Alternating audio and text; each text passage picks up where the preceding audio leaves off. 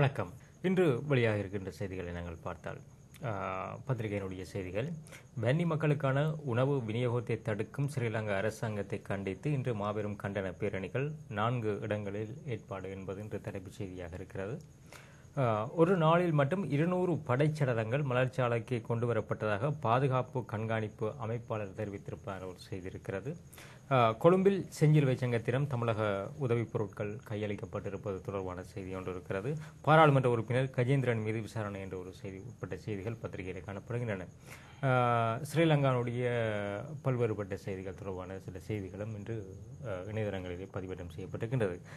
இவ்வாறான செய்திகள் தொடர்பிலே இன்று நாங்கள் கலந்துரையாட இருக்கின்றோம். இன்று வெளியாக இருக்கின்ற செய்திகளின் அடிப்படையிலே செய்தி இருக்கிறது. கொழும்பில் செஞ்சில் வைச்சங்கத்திடம் தமிழக உதவிப் பொருட்கள் கையளிக்கப்பட்டிருப்பான ஒரு செய்தி இருக்கிறது.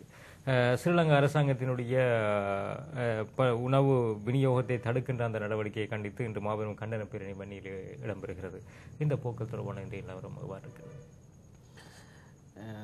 தமிழக மக்களால் சேகரிக்கப்பட்ட கலைஞர் கருணாநிதி அவர்களுடைய ஈழத்தமிழ் மக்களுக்கான நிவாரண நிதி என்ற அந்த முன்வருகையின் ஊடாக தமிழக மக்களால் உவந்தளிக்கப்பட்ட பணத்திலே கொள்வனவு செய்யப்பட்ட பொருட்கள் அந்த பொதியிலே எழுதப்படுகிறது இந்திய தமிழக மக்களிடமிருந்து என்று. அந்த பொதிகள் கொழும்புக்கு வந்து சேர்ந்து இந்திய தூதரகத்தால் பொறுப்பேற்கப்பட்டு செஞ்சில் வைச்சகத்திடம் கொடுக்கப்பட்டு விட்டன. அது ஒரு திருவிழாவாக, அரசியல் திருவிழாவாக, மிக கவனமாக நேரில் குறித்துக் கொள்ள வேண்டும், அரசியல் திருவிழாவாக நடந்தேறி இருக்கிறது. பிபிசி அது மிக தெளிவாக சொல்லியது.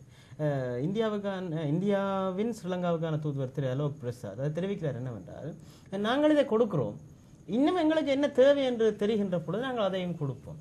நாங்கள் என்று அவர் சொல்லுகின்ற, அவர் நிச்சயமாக மத்திய அரசின் பிரதிநிதி. இங்கே மத்திய அரசு எதையுமே சாதிக்கவில்லை. இந்த அவர்கள் நேற்று ஒப்படைத்த 1650 மெட்ரிக் டன் பொருட்களிலே ஒரு துரும்பு தன்னும் மத்திய அரசாங்கத்தினுடையது கிடையாது. கட்டாயம் பார்க்கப்பட வேண்டிய விவகாரம். இது தமிழக மக்களால் தங்களுடைய தொப்புள்கொடி உறவுகளுக்காக கொடுக்கப்பட்ட விவகாரம்.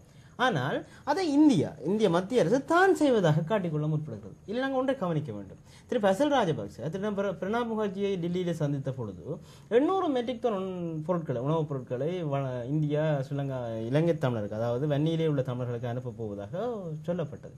அது சொல்லப்பட்டதோடு காற்றோடு போயிட்டு. ஆனால் அதன் பின்னர் தொடங்கிய விவகாரம் நிவாரண நிதி சேகரிக்கப்பட்டு அது பொருளாக்கப்பட்டு வந்து இவ்வளவு வாசலிலே நிற்கிற கட்டத்து வரையும் வந்து விட்டது. வந்து சேரவில்லை இன்னும், அது வேறு விவகாரம். ஆனால் இதை தங்களுடைய பக்க அரசியலாக மாற்றுவதற்கு இந்திய மத்திய அரசு முற்படுவதை நாங்கள் இங்கே கனங்காத்திரமாக கண்டிக்க வேண்டிய தேவை இருக்கிறது, அல்லது கண்டுகொள்ள வேண்டிய தேவையாவது இருக்கிறது. இது ஒரு விவகாரம். இரண்டாவது நீங்கள் பார்த்தீர்கள் என்றால் அதிலே ஸ்ரீலங்கா அரசாங்கம் ஆடுகின்ற ஆட்டத்தை நாங்கள் பார்க்க வேண்டும். இந்த சொல் சற்று நாகரிகமற்று இருக்கிறதோ எனக்கு தெரியவில்லை. ஆனால் என்னவென்றால் இதில் நாங்கள் சற்று கோபமாக இருக்கிறோம் என்று கூட சொல்ல முடியும். அதாவது சாதாரண மக்களாக நின்று பார்க்கின்ற பொழுது கோபமாக இருக்கிறோம் என்று சொல்ல முடியும். என்னவென்றால் திரு திவாரட்ன ஸ்ரீலங்காவுடைய அத்தியாவசிய சேவைகள் ஆணையாளர் நாயகம் தெரிவிக்கிறார் என்னவென்றால், அங்கே சொல்லப்படுகிறது இந்த பொருட்களை செஞ்சில் வைச்சங்கம் விநியோகிக்கும். ஆனால் திரு திவாரட்னவுக்கு கடுமையான கோபம் வந்துவிட்டது. இது இலங்கை, அவர் சொல்லுகிறார், இது இலங்கை. ஆகவே இங்கே கிளிநொச்சியோ முல்லைத்தீவோ இலங்கையில் தான் இருக்கிறது. ஆகவே இலங்கையினுடைய கட்டமைப்பில் இருக்கக்கூடிய அரசாங்க அதிபர்கள் தான் அவற்றை விநியோகிப்பார்கள். செஞ்சில் வைச்சங்கம் விநியோகிக்கும் என்பது அப்படி என்றால் இதற்காக ராஜ்ய பேச்சுகளின் பொழுது அங்கீகரித்தீர்கள் அல்லது ஓமன்றீர்கள். இப்படி அவர் என்ன சொல்கிறார்கள், கௌரவ பிரச்சனையாக பார்க்கிறார்கள். செஞ்சில் வைச்சங்கத்துக்கு மக்கள் எங்கே இருக்கிறார்கள் என்று தெரியாது என்று அவர் தெரிவிக்கிறார்கள். அதில் துரதிருஷ்டவசமான பிரச்சனை என்னவென்றால், சாதாரணமாக தர்மபுரத்திலிருந்து ஓமந்தைக்கு ஆம்புலன்ஸ் வண்டி ஒன்று போவதாக கூட புதுக்குடியிருப்பில் இருக்கிற செஞ்சில் வைச்சங்க கிளையினர் தான் அதை உறுதிப்படுத்த வேண்டிய நிர்பந்தம் இருக்கிறது. இப்பொழுது என்ஜிஓக்கள் மற்றும் தொண்டு நிறுவனங்கள் இப்பொழுது 3ஆம் உலக நாடுகளிலே வேறுபட்டிருக்கின்றன. சில நேரம் உங்களுடைய வீட்டிலே என்ன இருக்குது உங்களுக்கு தெரியாவிட்டாலும் கூட என்ஜிஓக்களுக்கு நன்கு தெரிந்திருக்கக்கூடிய நிலைப்பாடு தான் இப்பொழுது இருக்கிறது. சாதாரணமான நிலைவரம் அது. ஆனால் ஸ்ரீலங்கா அரசாங்கம் இங்கே நடத்துகின்ற அரசியல் நாடகம் என்னவென்றால், செஞ்சில் வைச்சங்கத்துக்கு ஒன்றும் தெரிய மாட்டாது, ஜிஏமார் தான் விநியோகிப்பார்கள். விநியோகித்து விட்டு போகட்டும், அதல்ல பிரச்சனை. விநியோகிக்கக்கூடிய ஜிஏக்களும் இங்கே தான் இருக்கிறார்கள். அவர்களும் இந்த மக்களோடு தான் இடம்பெயர்ந்து இந்த மக்கள் படுகின்ற அவலங்களை தான் அவர்களும் படுகிறார்கள். அது வேறு விவகாரம். ஆனால் இங்கே இந்திய மத்திய அரசும் ஸ்ரீலங்கா அரசாங்கமும் ஆடுகின்ற அரசியல் நாடகத்தை நாங்கள் கட்டாயம் கண்டுகொள்ள வேண்டிய ஒரு தேவை இருக்கிறது. உண்மையிலே சர்வதேச மன்னிப்பு சபை உட்பட பல அமைப்புகள் ஸ்ரீலங்கா அரசாங்கத்துடைய இந்த போக்குகளை கண்டித்திருக்கின்றன. இன்று வெளியாகின்ற ஆசிரியர் தலைப்பு கூட அந்த விடயத்தை சுட்டி காட்டியிருக்கின்றது. ஸ்ரீலங்கா அரசாங்கத்தினுடைய அந்த போக்கள் இது மிக முக்கியமான விவகாரம். நாங்கள் இன்னொன்று பார்க்கலாம். இப்பொழுது இந்த பாதையால் இந்த பொருட்கள் வரக்கூடும். இப்போ அரசாங்கம் ஒன்று சொல்லியிருக்கிறது, நேற்று வேற என்ன சொல்லியிருக்கிறார், நாங்கள் இந்த பொருட்களை கொடுப்பதற்காக கொண்டு செல்வதற்கான அனுமதிகளை பெற்றுக் கொடுத்திருக்கிறோம். அப்ப தங்களுடைய பக்கம் பிலாத்து போல கையை கழுவி விட்டு விட்டார். நாங்கள் ஓகே போகலாம், பொருட்கள் போகலாம். ஆனால் எந்தால் போவது? இப்பொழுது ஓமந்தை சாவடி திறக்கப்படுவதில்லை, அல்லது திறந்தாலும் திடீரென்று திறக்கிறது, திடீரென்று மூடுகிறது. அது திறந்திருக்கிறது என்று வருவதற்கு அது மூடிவிடும்.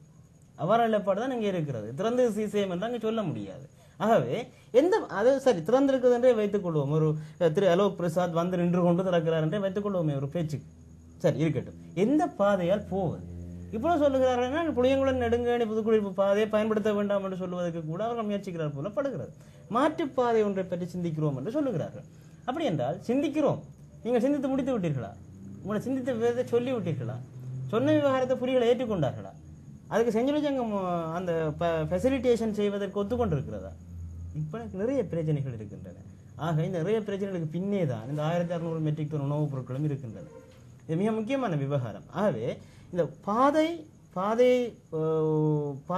பரிந்துரைத்தல், அதை ஏற்றுக்கொள்ளுதல், அந்த பாதை பின்பற்றப்படுதலை பாவிக்கப்படுதலை உறுதிப்படுத்தல் என்கிற பல்வேறு விவகாரங்கள் ஒன்றுமில்லாத விவகாரங்கள்.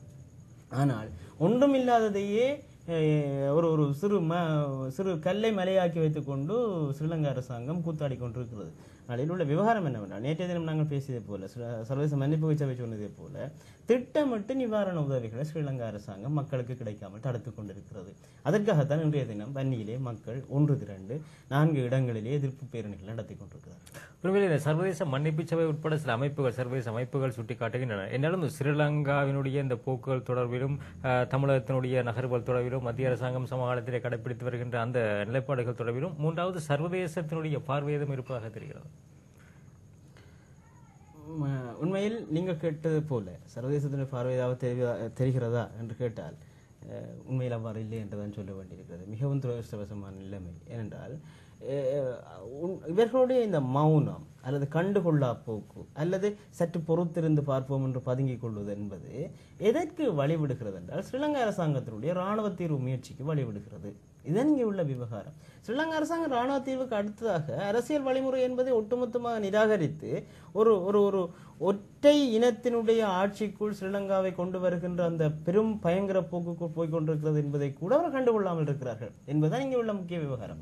அப்படி பார்த்தால் இது ஒரு ஜனநாயகமான விவகாரமா, ஜனநாயகமான நாடா? உதாரணமா பாருங்க, திருமவீர் வந்து சொல்லுகிறார், புலிகளுக்கு எதிரான கருத்தொருமைப்பாடு கொண்ட பாராளுமன்றம் இன்று இல்லை, அதை உருவாக்குதல் வேண்டும். அப்படி என்றால் கருத்து முரண்பாடு என்பதை அல்லது வேறு ஆற்றுக்கருத்தை கொண்டிருத்தல் என்பதையே ஏற்றுக்கொள்ள முடியாத பாராளுமன்ற உறுப்பினர் ஒருவர் இருக்கிறார். அதாவது அவ்வாறான ஒரு பாராளுமன்றத்தை உருவாக்க விளைகிறார் என்றால் ஜனநாயகம் அங்கே போயிட்டு. ஆக எந்த நிலைமையை நோக்கி ஸ்ரீலங்கா நகர்கிறது என்பதை கண்டும் காணாமல் உலகம் இருக்கிறது. அப்படி என்றால் இங்கே நடைபெறப் போகின்ற இன அழிப்புக்கும் இன கொடூரங்களுக்கும் இப்பொழுது இந்த மக்கள் அனுபவிக்கின்ற அனைத்து துயரங்களுக்கும் இந்த மௌனமும் ஒரு காரணமாகும் அல்லது முக்கிய காரணமாகும்.